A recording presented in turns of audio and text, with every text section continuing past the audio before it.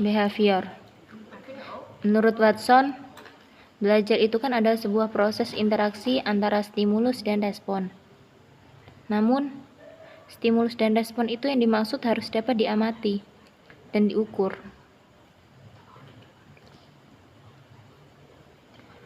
Watson itu adalah seorang behavior murni, karena kajiannya tentang belajar itu disejajarkan dengan ilmu-ilmu, seperti fisika atau biologi, yang sangat berorientasi pada pengalaman empirik semata. Dan ada juga menurut Clark Holt, itu variabel hubungan antara stimulus dan respon untuk menjelaskan pengertian belajar. Namun, dia sangat terpengaruh oleh teori evolusi Charles Darwin. Bagi Holt, seperti halnya teori evolusi, semua fungsi tingkah laku itu bermanfaat, terutama untuk menjaga agar organisme itu tetap bertahan hidup. Sedangkan menurut Guthrie, yang utama itu adalah hukum contiguity, yaitu gabungan stimulus-stimulus yang disertai suatu gerakan. Pada waktu timbulnya kembali cenderung akan diikuti oleh gerakan yang sama. Kemudian kognitif. Menurut Jean Piaget,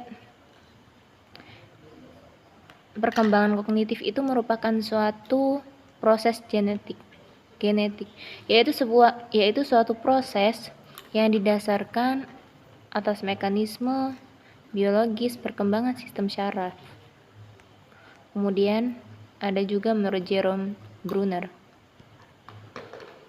Bruner itu terkenal atas perkembangan teorinya yang free discovery learning. Teori ini beranggapan bahwa proses belajar itu akan berjalan dengan baik dan kreatif apabila guru memberikan peserta didik kesempatan untuk menemukan suatu aturan, termasuk konsep, teori, definisi, dan sebagainya. Dan menurut David Ausubel,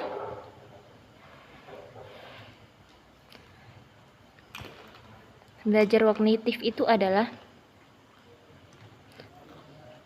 memberikan penekanan pada konsep belajar yang bermakna. Kemudian ada juga konstruktivisme. Foucault beranggapan bahwa manusia itu mengembangkan konsep yang sistematis, logis, dan rasional yang dipenuhi oleh pihak yang dianggap ahli. Peran orang lain itu dalam pengembangan kognitif manusia itu sangat berpengaruh. Dan terakhir, humanistik. Itu ada seorang ahli yang bernama Rogers. Itu percaya bahwa orang memiliki kecenderungan itu bawaan ke arah pertumbuhan dan kedewasaan. Tetapi kedewasaan ini bukan pasti akan dicapai. Orang mendapatkan pemahaman diri itu melalui lingkungan psikososial yang suportif. Belajar itu sangatlah penting dalam kehidupan. Selama manusia masih menghembuskan napas, maka manusia akan terus belajar. Jika digambarkan, contohnya itu seperti seorang bayi yang sedang mencoba untuk berjalan, makan, duduk, dan lain sebagainya. Kelebihan teori behavioris itu, guru akan terbiasa untuk bersikap teliti dan peka saat kondisi belajar mengajar. Guru itu lebih sering membiasakan muridnya untuk belajar mandiri. Tetapi ketika murid kesulitan, baru guru bertanya. Kemudian dapat mengganti cara mengajar yang satu dengan stimulus lainnya hingga mendapatkan apa yang diterima oleh murid, atau biasa disebut respon.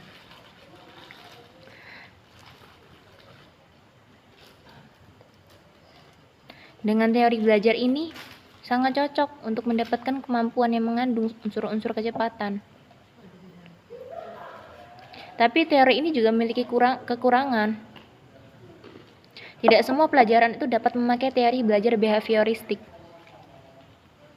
Guru diharuskan untuk menyusun bahan pelajaran dalam bentuk yang sudah siap. Murid cenderung diarahkan untuk berpikir linear, konvergen, tidak kreatif, dan memposisikan murid sebagai murid pasif. Dalam proses belajar mengajar, murid pun hanya bisa mendengar dan menghafal yang didengarkan. Sedangkan murid itu membutuhkan motivasi dari luar dan sangat bergantung pada guru. Dan kelebihan teori belajar kognitif itu memudahkan siswa untuk memahami materi, membantu siswa menjadi mandiri dan lebih kreatif, tapi juga memiliki kekurangan, yaitu teorinya yang belum bisa digunakan pada semua tingkat pendidikan. Dan pada pendidikan tingkat lanjut, teori ini susah untuk diterapkan. Ada juga kelebihan dari teori belajar konstruktivisme. Dalam proses belajar ini, guru dapat mengajarkan pada para muridnya untuk mengeluarkan ide-idenya atau gagasannya dan melatihnya agar bisa mengambil keputusan. Semua murid itu bisa mengingat pelajaran yang sudah diajarkan karena mengikuti proses belajar mengajar secara aktif dan langsung. Pengulangan pelajaran dilakukan itu secara berulang akan membuat murid lebih mudah untuk memahami. Tapi ini juga memiliki kekurangan, yaitu teori belajar ini lebih susah untuk dimengerti karena ruang lingkupnya lebih luas. Tugas guru itu kan menjadi tidak maksimal karena murid diberi kebebasannya lebih banyak. Ada juga kelebihan teori belajar humanistik. Teori keberhasilan atau indikator penilaian dari teori belajar ini itu adalah murid merasa senang dalam belajar dan terjadi perubahan terhadap tingkah laku dan pola pikir, bukan karena paksaan atau keinginan sendiri. Jika proses belajar mengajar itu mengutamakan pembentukan kepribadian, lalu bagaimana hati nurani?